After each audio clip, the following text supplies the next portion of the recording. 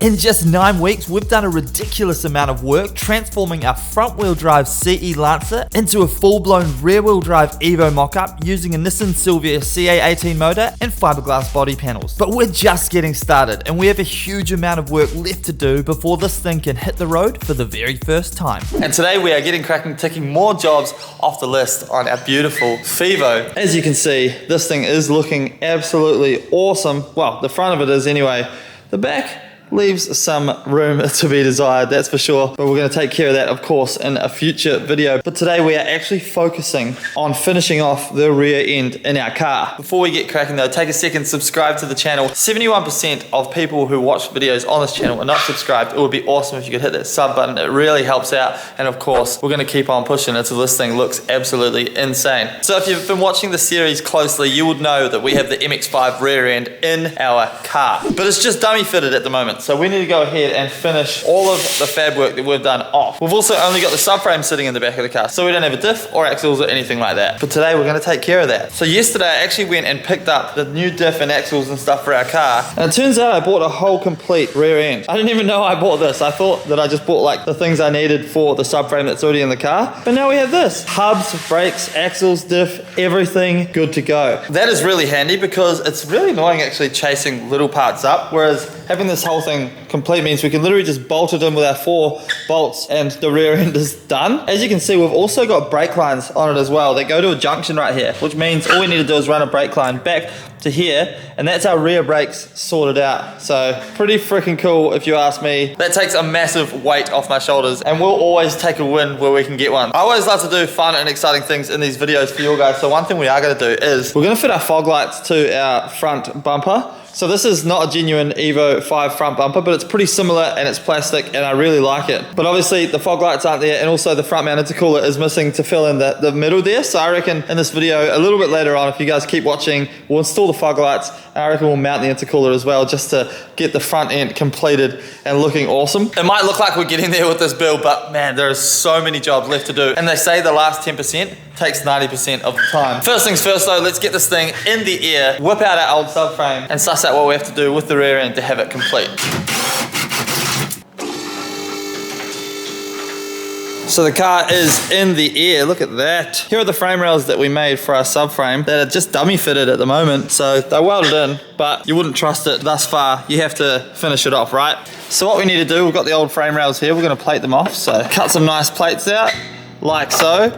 Weld these in, and then add some tube that goes from here to our new rails, and obviously finish welding it all in as well. So let's go ahead, do some fab work, get this done. Since we're likely to be thrashing the hell out of this car on track, it's really important that we make the rear end nice and strong. The last thing you want is the rear subframe falling out mid-corner. Boxing our new frame rails back into the original chassis rails should give us all the strength we're looking for. Plus we're adding in a few extra sections for added strength and ultimately added peace of mind.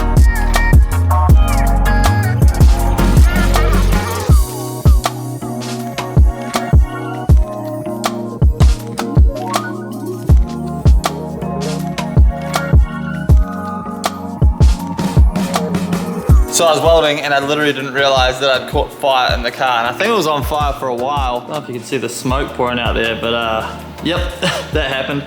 Luckily I jumped in and put it out, and it is all good. Nothing super important was on fire. But we're making really good progress on the rear end here, getting our bars welded in and getting everything tied back into the chassis. This is one of those tedious jobs that I've been putting off for a while because it's way more fun to do obviously the aesthetic stuff and make the car look cool. But once this is done, I'm gonna be super happy because it's locked off, and that's a major part of the fabrication process of the chassis done, which is really cool.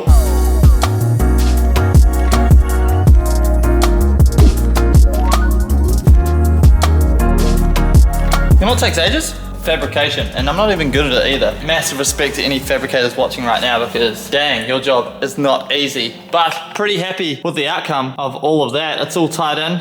I got to weld one plate inside the car up here just to close up these holes like I did on this side. Cool, our subframe's in. It's tied into the car, tied into the old rails. Like, that should be quite strong, which is pretty sweet. So we'll go ahead, chuck a bit of underseal on it, and then we can move on to our actual subframe. Hopefully we can fit it all up.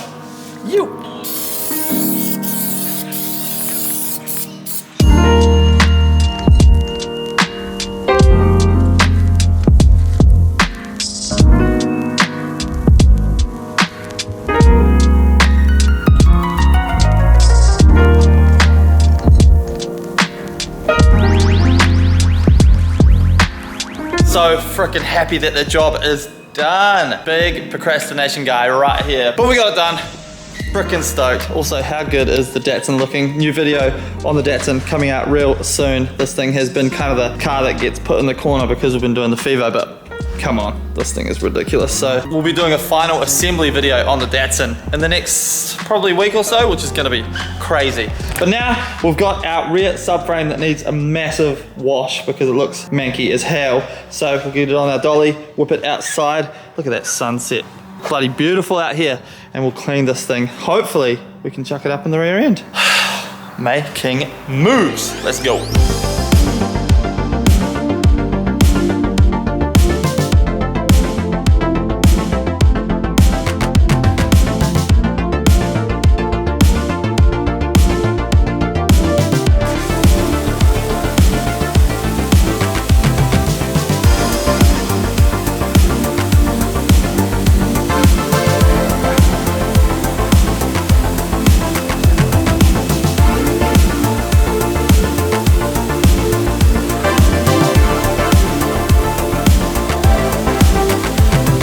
That was bloody satisfying. That's much better.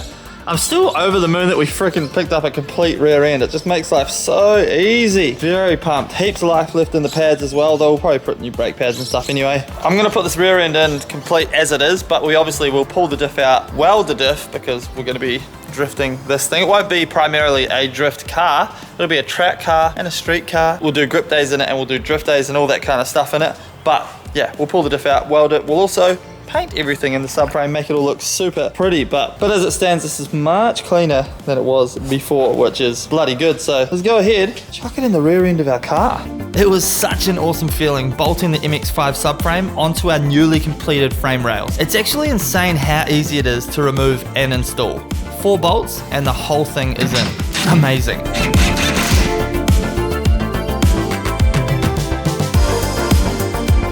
Once again, we have hit another massive milestone in this build, and that is because our subframe and our diff is officially in the car. Look at that. That looks so goddamn good. Everything clears. Everything is good. Everything's tied into the chassis rails now. It's officially one piece, and that looks absolutely epic if you ask me. The wheels, do they turn? Probably should make sure they do. Yep, they do. So one thing about the MX-5 diff is they mount from like the front. They have like a front mount thing. And as you can see, it's all wobbly at the moment because we don't have one. It mounts like here and then would usually go to the body of like the MX-5. But what we're gonna do is make a brace, so basically like an L bracket so that it would just come up and mount, I think, to the subframe. But yeah, we're gonna have to do something about that obviously. And then drive shaft goes from here. It's a big drive shaft because I held the MX-5 one up before. If you hold it up, like look at the gap back here, so much longer than the MX-5 drive shaft. But what we do is we'll get the CA18 front half and then we take this to a drive shaft shop, take both drive shafts, tell them the length we want it, and they'll make them together and make us our drive shaft. But like a lot of time, energy and work to get here, all worth it because that looks bloody amazing. Quickly, I just want to throw a massive shout out to you guys. We had a live stream last night and it was awesome. I'm pretty much doing the live streams once kind of a month now and they're very, very enjoyable. So thank you guys, everyone that tuned in. If you didn't tune in, keep an eye out. We'll be doing another one very soon on the channel. But now we're moving on to the front of the car. As promised, we're going to mount the intercooler and put the fog lights in the front bar, which should be a pretty cool thing to see the whole front end come together. Let's get the car down and kind of see what we're dealing with the front mount intercooler. So here we have our intercooler. We're going to use the same one that we had on the 4G93 setup. If we end up needing to go bigger, it's easy because the mounting points on the bottom are the same for the bigger one. It's just a little bit taller and there's plenty of room behind our bumper to do so. So this bad boy is going to sit somewhere around here, which should look super cool. Changes the look immediately, and we'll probably also have an oil cooler sitting a little bit above as well. So first things first, we need to go ahead and mock this up. I just use a piece of wood and my jack it up into place, make sure it's in the right place, and then measure up the mounts. Let's go.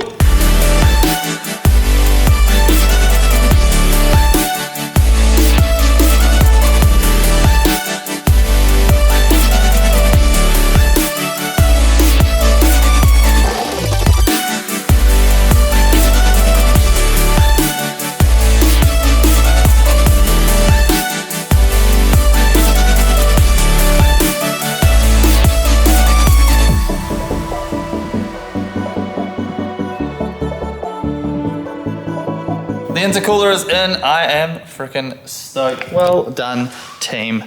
Looks great. So now, as promised, we're gonna move on to the fog lights. As you can see, I've already got the fog light cover in here. So that's just held in by like 2 grub screws, and then these have like Sikaflex around the outside, because obviously this isn't a genuine Evo bumper, so it doesn't have the genuine Evo bumper like the way that they mount up. And these are Nava spotlights. So that are these right here. They click in to the plastic cover that I've mounted on the bumper. I don't have enough screws to do both, so we're gonna mount one, and it simply clicks in behind. I'll show you. Up here, and just like that. Look at that. You know what, let's put the car on the ground real quick. 3, 2, 1. Woof, suss that out. It's crazy how it literally changes everything just by putting a fog light in a bumper, but there's no black hole there anymore. Looks so freaking cool. Every little step we take, this car just gets cooler and cooler. I am just falling in love with this thing, man. Look at that. Sick. So I've decided on the color we are painting this car, and it's not silver and it's not white, and it's freaking exciting. It's gonna look amazing. But that is a wrap on this episode, guys. Another freaking awesome one done and dusted. It is looking fantastic. It's coming along nicely, and this thing is gonna snap some necks for sure when it's finished. Of course, we still have a bunch of work left to do, but that just means more videos for you guys, so get stoked, because that's pretty rad. Thank you guys so much for watching. As always, I appreciate the hell out of your support. Hit that subscribe button if you haven't already. We're gonna keep continuing on with this build until it is finished. We're gonna take it drifting. We're gonna do all the fun stuff. But thank you guys. I hope you are enjoying your evenings or mornings or days, whatever you are doing. And I will see you in the next video. Cheers, guys.